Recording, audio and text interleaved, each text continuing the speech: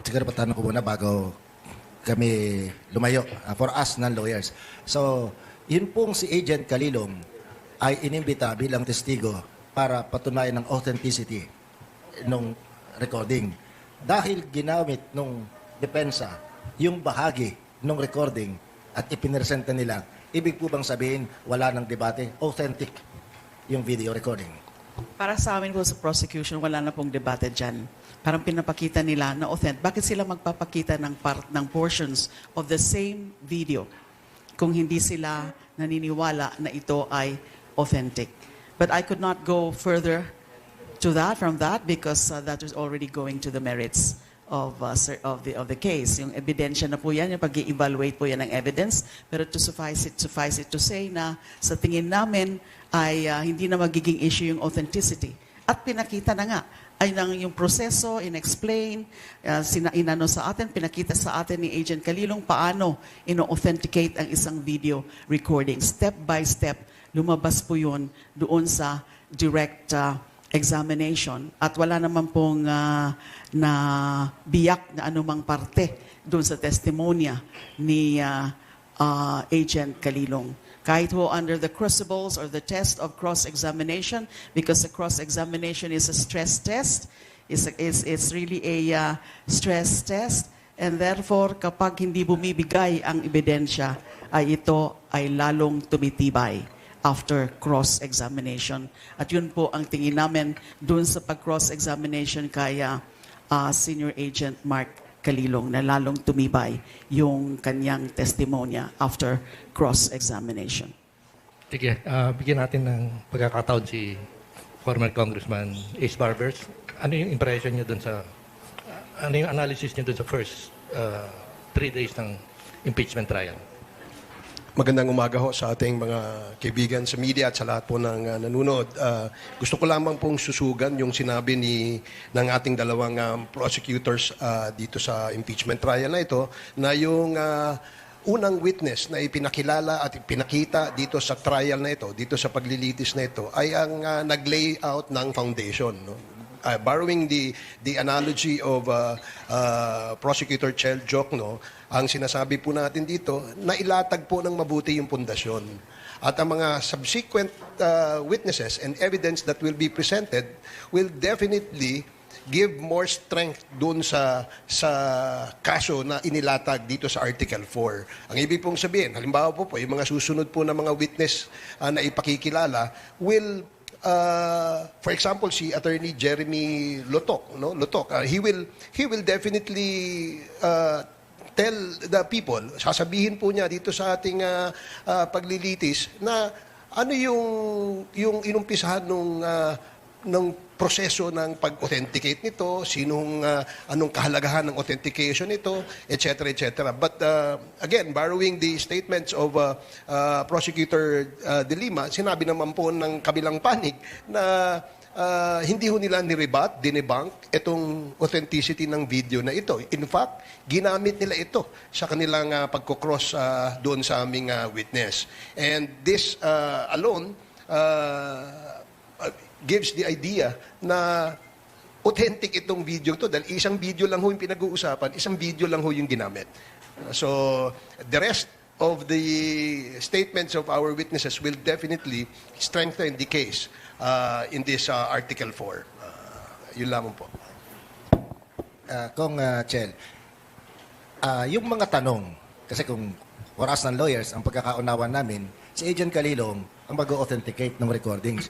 Ibang mga tanong na, 2 linggo ka lang pala namang lisanay eh. Eksperto ba yung 2 linggo? May panunuya ng mga uri ng pagtatanong. Hiningi pa yung credentials niya ng isang uncredentialed person din. Yun ba may weight pa? O wala na? Kasi pumunta lang naman doon siya para sabing authentic yung recordings eh. Kasama sa isang paglilitis yan na sa cross-examination, lahat ay questionin ng kabilang panig. Pero ang kailangan hindi mawala sa atin yung common sense at yung ating mismong alam tungkol sa mga bagay na yan. Sa tingin namin ay naging klaro naman at malinaw ang sinabi ni Agent Kalilong at kahit sa ating karanasan din, sa ating experiences sa social media, alam naman natin kung ano yung fake at ano yung hindi. Kaya actually sa isang impeachment case, hindi lang naman ng mga senators ang naghuhusga. Lahat din naman tayo ay naghuhusga. At naalala ko sa mga dating impeachment cases, pag nakakausap ko yung mga kasama natin ng mga nasa tindahan, yung mga lahat na nanonood, nako, alam na alam nila yung testigo at meron din silang mga sariling pananaw. Yung maganda lang kasi sa impeachment, napapanood natin lahat. Hindi na yan dumadaan sa kwento pa ng broadcaster o kung sino man. Mismo tayo ang nakakita. At sa tingin ko, it's very clear naman yung naging malinaw at very accessible ang sinabi ni Agent Calilo. Opo. Po, Kong, on another note, nitong mga nagdaang araw, bago nagpasimula itong paglilitis, paulit-ulit na sinasabi ng prosecution na manangan sa ebidensya. Pero nakikita natin yung mga kalaban, yung katunggali, patindi ng patindi yung bashing, patindi ng patindi. Ano ang ginagawa ng mga tagapagsalita o ng communications group ng prosecution panel para masiguro na matumbok ng publiko yung pinakadiwa ng prosesong ito? Well, sa panig ng prosecution ay patuloy yung aming pagkikwento ng mga ebidensyang inilatag. No? At yung nakafocus dito doon sa kahalagahan ng statement na binitawan ng aming witness. No? We do not go over these statements na ipinahayag. Dahil pagka ganun, papatol ho kami doon sa mga hindi dapat patulan. No? According to one of our colleagues, sabi nga niya, yung mga ganyan mga pagpakalat ng fake news at pagbabash doon sa mga membro ng prosecution panel, bread and butter na po yan nung katunggali. No? At yan po ay hindi ho bago dahil from the beginning, hindi pa ho, pinag-uusapan pa lang ho sa Committee on Justice itong usaping ito, tuloy-tuloy ho yung pambabash nila. And all those who are participating and wanting the truth to come out, lahat po yan ay binash nila. Hindi ho natin kailangan sigurong sagutin yung kanilang mga pagpapakalat ng mga fake news at paninira no, doon sa mga miyembro ng prosecution panel. So, how would you describe yung so-called operation Romanov? Is this a ploy to distract the attention of the public from the real score?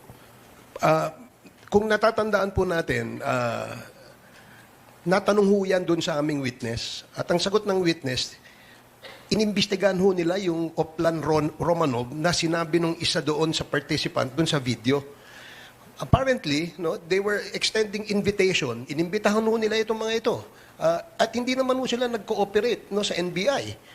So, again, kung hindi magko-cooperate at hindi mas-substantiate yung sinasabing Romanov na yan, yan po ay figment of their imagination. Congress, paano mo mapapaniwala yung mga tao sa nagaganap na at nakikitang katotohanan? Di ba yung kasabihan, we can see the color of things based on our own prism. I'm sorry, Ariel, ano yung... Paano natin mapapaniwala yung tao? Nakikita na nila yung debate, yung presentation ng ebidensya at yung mga counter dun sa ebidensya. Alam mo yung kasabihan, may prism tayo eh. Yung color prism. Kung ano yung nakatakip sa mukha natin, kulay ng salamin, yun ang makitingin natin.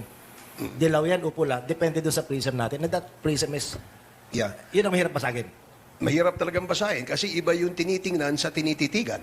So in this case, talagang makikita mo no, na doon sa nagsusubo ng mga informasyon para maialis ang focus doon sa totoong katotohanan o yung katotohanan, hindi ho dapat binibigyang pansin yan. Ang para sa amin ho, doon tayo nakatutok sa ebidensya, ilatag itong ebidensya, i-substantiate itong ebidensya, pagtibayin ang ebidensya nang sa ganun mabasa ng ating mga senator judges at ng ating mga kababayan kung ano yung kahalagahan at importansya nitong mga ebidensyang ito.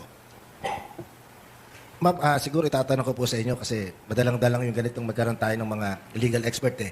May tinatanong po sila na pinipilit, sino ba yung original na nag-record? Ang tanong ko po sa inyo, not necessarily this impeachment, nung araw po, pag nadimanda kami ng libel sa broadcast, ang kinukuha, yung ina-record ng technician ng station, nag-iisa. Ba't naman tanong ko sa inyo, in digital era, meron pa bang ganun? O nag-iba na ang tingin ng korte sa mga ebidensyang pwedeng ipresenta? Well, unang-una, yung naging issue ng original at copy. Nagbago na kasi yung rules on evidence natin. At ngayon, dati kasi naging stricto yan eh, na kung let's say Xerox lang yung tawag natin ay hindi basta-basta tinatanggap ng hukuman. Pero ngayon, basta't wala namang issue, na tunay na issue dun sa kopya, ay tinatanggap na ng ating mga korte ang mga photocopy or duplicates. So, una yon. Pagdating, let's say, sa mga papel, ay klaro na yan. Basta't sabihin ng testigo, for example, faithful reproduction o accurate yung yung nakalagay sa kopya, tatanggapin na yon.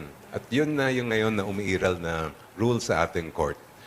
Yung pagdating naman sa video, may mga iba't ibang klase na ngayon ng pag-authenticate ng video. So, nandun pa rin yung dati, yung nabanggit ninyo, na yung mismo nag-record ang cameraman, siya ang testigo. Meron din yung, kahit hindi siya cameraman, pero andun siya, na panood niya mismo ng kanyang mga mata, ma-authenticate din niya yon. No. Yan ang nasa rules on electronic evidence natin. Ngayon din, dahil nagbabago nga ang technology ngayon, at kung nanggagaling sa mga social media platform yung video, ay dahil sila ang may hawak nun, galing sa kanila yun eh. So, pwede rin nilang i-authenticate yung galing sa kanilang social media platform. And these are evolving methods of authentication. At sabi nga ng ibang mga legal expert, palaging nahuhuli ang batas sa nangyayaring teknolohiya. So ngayon pa lang actually humahabol yung rules natin of evidence pagdating sa ganitong mga klaseng pag-authenticate. At hanggang ngayon, marami pa rin tanong ang mga abogado, paano ba kaya, let's say, post sa Facebook, paano mo ngayon i-authenticate yan? At ngayon lang lumalabas yung mga kinaklaro ng ating Supreme Court kung paano nga dapat gagawin yon. Sige po, doon po sa nabanggit na papel na Xerox. Dagdag ko lang po ng konti. Doon po sa ginawa ni Senior Agent John Mark Calilong, in-explain naman niya, pinakita naman po yung pinaka-proseso. Nakasama nga ho dyan yung retrieval, the viewing, the collection, the preservation, then the authentication of the video. Yung proseso na yun ang sinunod niya. Kaya kahit hindi yun yung siya mismo talaga ang nag-record nun, ay because of this process of authentication which is admitted in court, yung ganyang proseso. And remember na si Senior Agent Calilong, part of his testimony in laying out his expertise and experience is that he was already able to testify in at least 30 cases on the matter of authentication of videos. So, malinaw na yung pinaka-proseso ng authentication ay sinunod ni Senior Agent. Kaya napatunayan na tunay yung ebidensya, tunay yung video recording.